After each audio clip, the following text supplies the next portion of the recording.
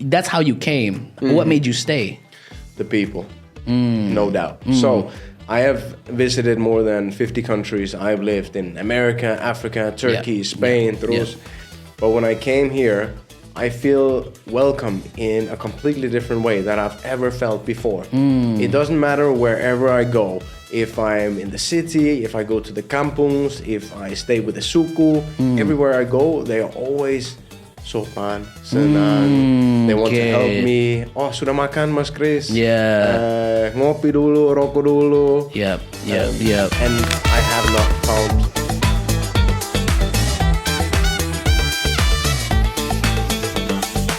OG Podcast hari ini barengan sama Willy Winarko. Sekarang kita bakal ngobrol sama seorang YouTuber asal Denmark yang belakangan ini lagi banyak diomongin sama netizen karena main ke dari Sabang sampai Merauke, main ke semua tempat-tempat di Indonesia yang wow, pokoknya kalau ngelihat vlognya itu udah kayak dokumenter series yang top notch banget. Kita punya Bapak Kristian Hansen. Halo. Thank you. Yes. Hey guys. Gimana brother hari ini? Bagus, saya sedikit ngantuk karena saya baru kembali dari Denmark. Last night, ya. Jadi saya tidur 2 jam aja. Jadi. Wah, gila. Makasih udah datang ke sini pastinya. Thank you so much for coming through. Sama-sama bro. Iya, yang pertama-tama adalah gue nonton Kristian itu 2 tahun lalu dia ngomongin tentang Jakarta gitu kan pada saat itu, terus ngomongin tentang hidup di Jakarta seperti apa, the real side of Jakarta.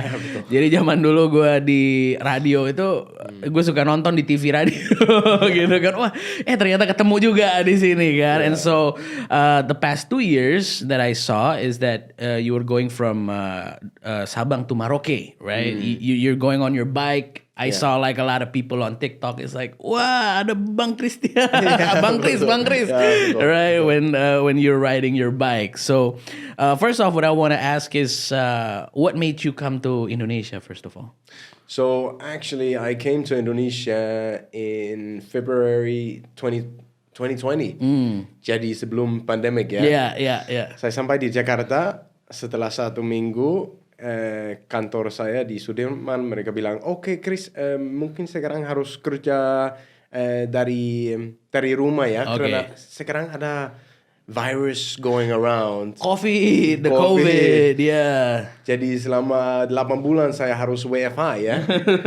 And I become really bored with working from home. And I'm thinking, maybe there's more to life than just me working in an office, you know? And actually what inspired me is one day I'm sitting in the office in Sudirman, in the nice fancy glass building, IFC, International Finance Center, in my suit, and I'm looking out the window and I see all the banyak motor who is going down Jalan Sudirman. And I'm thinking, you know what, maybe I should buy a bike and travel Indonesia like that. Okay, so first off, you came here as an expat, right? Betul. So you came here for an office job. Yeah, exactly. But then you saw the bikes, lu ngeliat ada NMAX gitu. Yeah, exactly. And you know, the funny thing is, back then, I didn't even know how to ride a bike. Jadi saya cari di OLX or Yamaha. I buy an MT-25, and when I meet with the seller, I tell him, wow, it looks so good. He say, mau tes dulu, and I say, enggak, mau beli langsung, because I don't want to tell him I don't know how to ride it. But he insists, ayo coba dulu. And I'm like, beli dulu baru belajar. Exactly. Okay. So that's the way I learned. Wow. So that's how you came in. So what made you stay? The people, no doubt. So I have visited more than 50 countries. I've lived in America, Africa, Turkey, Spain, terus. But when I came here, I feel welcome in a completely different way that I've ever felt before. It doesn't matter wherever I go. If I'm in the city, if I go to the kampungs, if I stay with the suku, everywhere I go, they are always sopan, senang. They want to help me. Oh, sudah makan, Mas Chris? Ngopi dulu, rokok dulu. And I have not found kindness like this in any other place I visited. Wow. So that's how you kind of like, okay, let's do this. Let's go on the bike and start touring and everything. Exactly. Yes, and I think recently what you did was the Wakatobi. You went to Wakatobi, right? And I Sudah pernah saw. kesana? Gua aja nggak pernah. Belum? Gue belum pernah ke sana kebetulan. Iya kan? Harus. Gue tuh anak Jakarta banget. Jadi kerjaannya tuh Jakarta, Bandung, Jogja, Bali, Depok. Depok, Bekasi gitu-gitu doang ya kan. So I don't travel much gitu. Tapi when I saw your vlog, I was like, wow, that's spectacular, right? Salah satu komentar di situ adalah, wah lucu ya ngelihat anak-anak kecil bukan ngelihat HP doang tapi main-main di sana, betul, right? yeah. So can you tell us a little bit about your time in Wakatobi? So it's been my dream ever since I started the Sabang Sampai Merauke Journey to go to Wakatobi. Yeah? But it's far. Wah, kalau mau ke Wakatobi dari Jakarta jauh, harus ke Makassar dulu, dari Makassar ke Pulau Buton, dari Pulau Buton. Berapa kapal, and so I went there, what was it now? Nearly a month ago. Okay. So I was actually exploring Pulau Buton in Sulawesi Tenggara, and I take 2 ferries to go to Kaledupa Island. So Wakatobi, I don't know if you know this, but it's actually made up of 4 islands. Wangi-Wangi, Kaledupa, Tomia, and Binongko. Okay. And if you take the 2 first letters of those islands, it becomes Wakatobi. Wakatobi, yeah.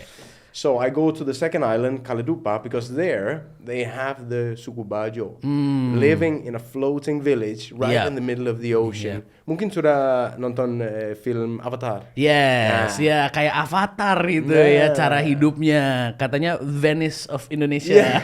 Betul. Then they actually get the inspiration for making Avatar 2 from the Bajo culture. Wow. Yeah. Okay. So I knew I want to go there. And the first night I arrived, wow, hujan terus. It's raining. And before it gets dark, we do a quick tour around the village. Yeah. And the first thing I notice is all the bridges in between these small houses, they are broken, like in so poor condition. Even I'm like nervous when I'm walking around because I'm thinking, when is the next step where I'm gonna fall through the bridge? And there are actually 2,180 people living in this floating village, right? So my first idea is we have to do something. Okay. But I still want to document their life, their daily routines and all this. And then the very first night before I go to bed, I keep thinking, what can I do? What can I do? And I think, okay, you know what? First thing tomorrow morning, we have to start shooting. I gotta get to bed. Let me quickly post on Instagram. Mungkin ada teman mau bantu. They want to support. And it just go viral. And in 2.5 days, we received 75 million rupiah. Yeah, I saw that. That was crazy. Lebih dari 300 orang from more than 20, 30 countries. Wow. So I was like, okay, now we got to do it. Yeah. And so you went and you repaired, or was it like replacing it, or like what was the? Yeah, so I mean, the village is quite big, right? Yeah. And we bought all the wood that we can find, even transporting from nearby islands. We bought 22 cubic meters of wood. Spent all the money. We bought 50 kilos of nails. We bought a chainsaw. And to save time, right? Yeah. Because I wanted to see the finished construction while I was still there. Yeah. And then I think in total we maybe were able to replace 15 to 20% of the bridges. Oh. The public road, as they call it there, is in pretty good condition. They built this a couple of years ago. Okay. But this is only like in the middle of the village. Yeah. There's so many of these small paths that are just that's going to the houses, right? Yeah, exactly. And actually, I was told there that it's their own responsibility for the nearby houses to kumpul and replace it. But they're all fishermen. They don't have a lot. Yeah. So they hadn't been replaced for 10 years. Yeah. So we replaced the worst parts, and then if we took off some wood that was in okay condition, we then put it in other places. Okay. We had more than 100 people working on this project. Wow. What I got from your story is I think you just focus on the things that you can do, and that's what you did, right? You know, for some people, maybe, how can I say, sometimes a little help goes a really long way. You know, we replaced the floor of a guy called Natali, his house. Yeah. You know how much it costs to replace the entire floor? How much? 125,000. See- And we changed the entire floor of his house, Yeah. and will last only 1 year. Yeah. We also replaced the roof, which was 3.5 million, but that's gonna last 10 years. That's nice. So That's you nice. know, that's why I love doing these trips, you know, because I feel like there's so much I can do and so many ways I can help, and I love that having a YouTube channel Yeah. can actually not just self-promote myself, Yeah. but we can make a difference in Indonesia for so many people. That's dope. You know, the content creators like you, I think the past couple of years I've seen this like activism that's fueled or using social media. One of them is like Pandawara Group, exactly, right? yeah. And some of the others that I can't mention because there's so many that are doing it right now. And you know, how has, you know, having a YouTube channel, having a platform, you know, and making a difference in people has affected you? How it has affected me. Well, I will say I also feel a certain responsibility because, you know, in the beginning I had 500,000 followers, but now on all social media, I think it's maybe 600,000 or 700,000 followers. That's a lot of people. you That's a know? lot of people. In my kampung in Denmark, there's 5,000 people. Yeah. So, but it also inspires me Yeah. to continue making more and continue to doing good things, because every day I receive messages from my followers and subscribers saying, "Wow, you inspire us." There was one woman that texted me the other day. She's saying that her son can only watch my YouTube channel because she's saying it's educational content. You know? Yes, And I was like, yes. wow, that's awesome. Yeah, when you can educate the younger generation, it's also super nice, right? Yeah. So Wow. That's why I'm trying to always keep it positive. I try not to say bad things about any people or institutions or anything like this. I try to focus on the positive. Yeah. And that's and hopefully we can actually do the same as well. Maybe your story can be an inspiration for, you know, some other kid out there, right? To actually want to do what you do as well. Now, you're talking about your kampung as well in Denmark, right? What's the difference about the kampung in Denmark and here in Indonesia? It's quite a big difference. Big difference. Well, one of the really big differences I will tell you is 1 liter bensin di sana harganya 33.000. Mahalnya beda. Mahalnya beda ya. Hidup di Denmark mahal sekali. Mahal, oke. Dan cuaca lumayan bagus. We have short summer. It's good, but the rest of the year it's cold, windy. Okay. So I always say the best thing about Denmark, it's my family. It's the Living family. there. Yeah. How about the culture? What's the difference of culture? Is there a difference in culture in Indonesia and in Denmark or where you're from? And are there any similarities as well? Yeah, so I mean, generally Danish people are actually known to be really, really kind and humble people, and they are for sure. I mean, in my opinion, nothing compared to the Indonesian people. Quite a big gap there, but in Denmark we have this word. It's called hygge. It's actually Hygge. Hygge. Hygge. Yeah, difficult to say. Okay.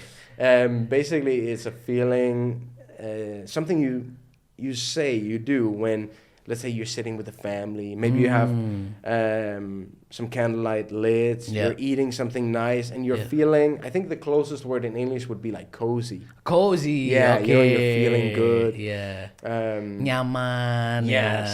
and we're really good at that. in I Denmark, see. Yeah, because you got all the snow and stuff. You always want to be cozy. You want to feel warm. Exactly. Wow. Yeah. So it's an interesting, rich, quite small country. Yeah. But for me, a little bit too small. Okay, so Yeah. you come to Indonesia and you like to explore things, right? Yeah. Where does that actually come from? I'm very interested in that. It's like, what made you, or was it always in you, like when you were like in an office job and you always wanted to explore, or was it like it was like a spur of the moment thing? Yeah, so I mean, I've always loved traveling. I mean, my parents, they divorced when I was 4 years old, which turned out to be a blessing because suddenly I had 2 big families and we had 2 summer holidays, 2 winter holidays. I all see. This. Yep. So we've always traveled a lot, and I've always had this fire about exploring as much as I could. I remember when I was just like 15, 16, I heard about this couple that were traveling the world.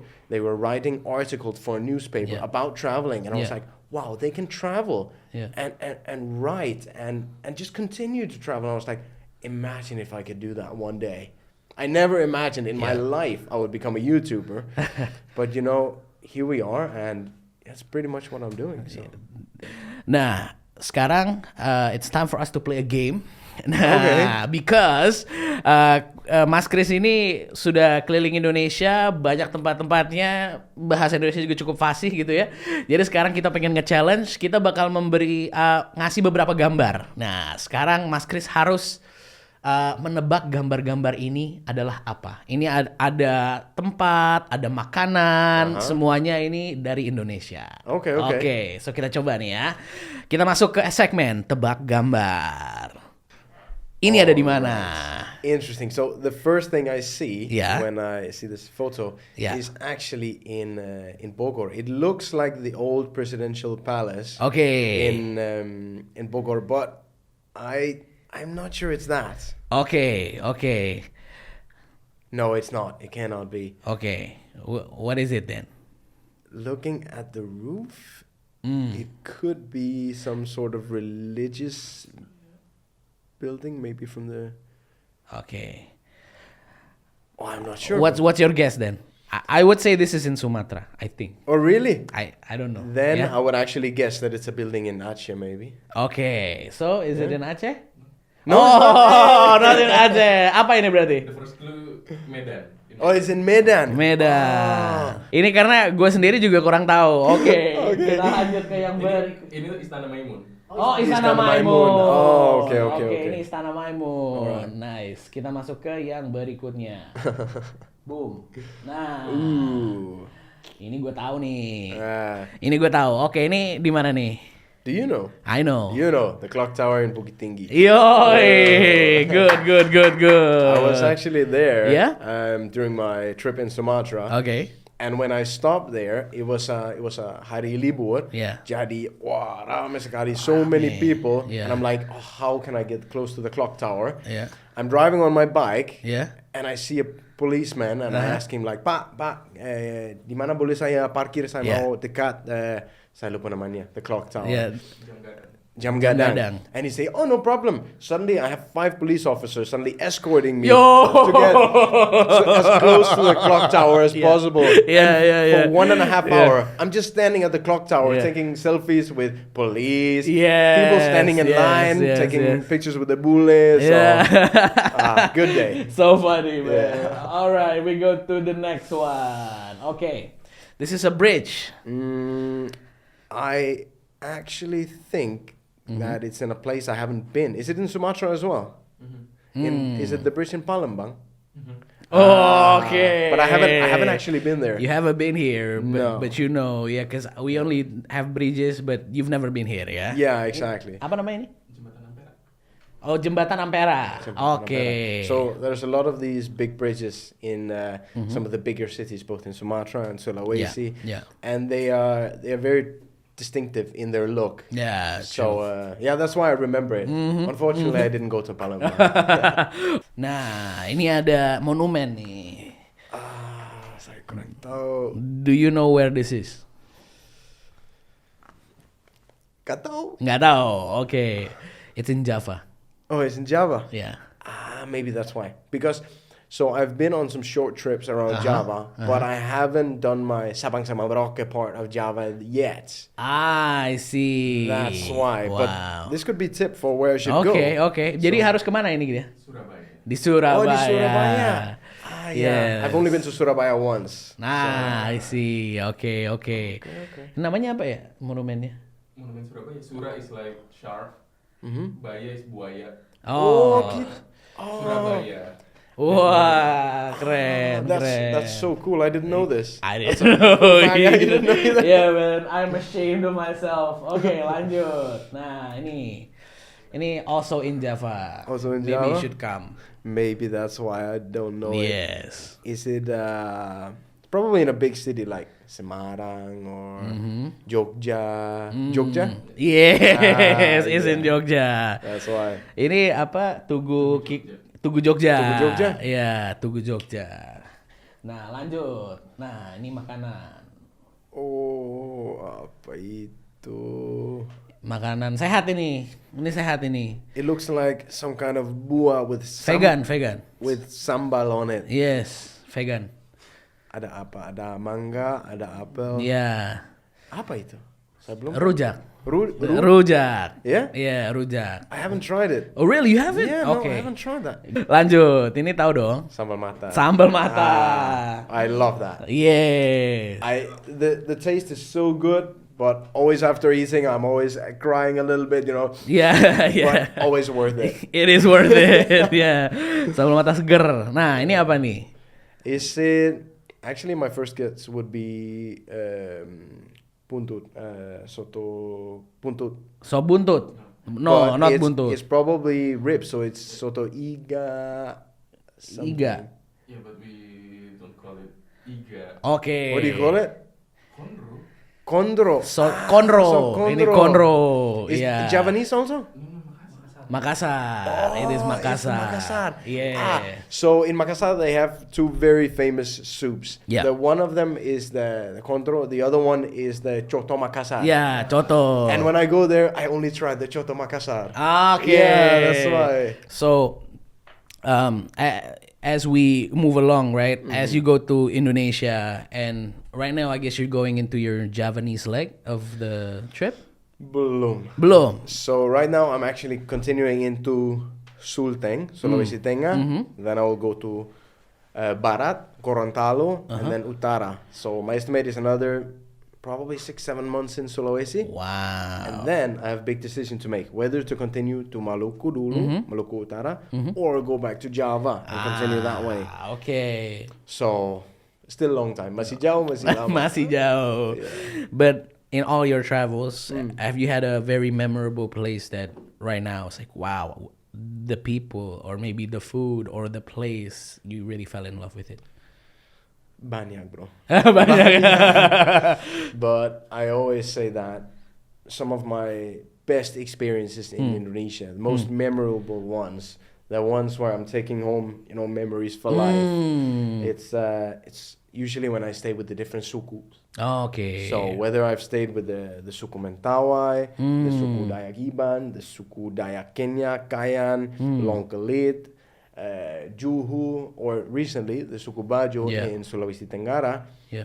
These are the most unique experiences because I love how they value their culture so much, and they continue passing on knowledge from their nenek moyang, even to this generation. And it's just, their life seems more simple sometimes, Yeah. It's more about like, okay, today I have to work, we have to eat, we have to go to bed, and then tomorrow we see what happens. Yeah. But here in Jakarta, it's like email, WhatsApp, macet, the Wi-Fi is out, and it's different priorities. It's a completely different life. So and I absolutely love that simple way of life.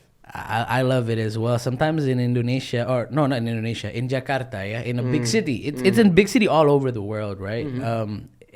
Our way of life is, the fast moving, fast pace, right? And so going into those, going into the kampung, going into the countryside, I guess it does relax.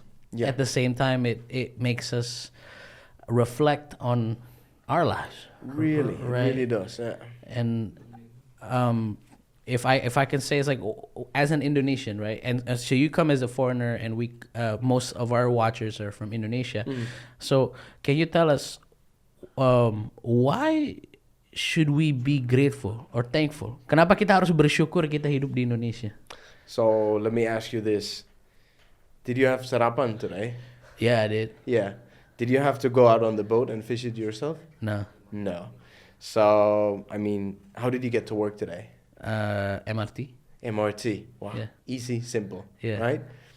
I mean, if we have food, if we can easily get to our work, if we have a decent place to sleep at night, we have so much more than a lot of other people that are struggling to have enough to buy food.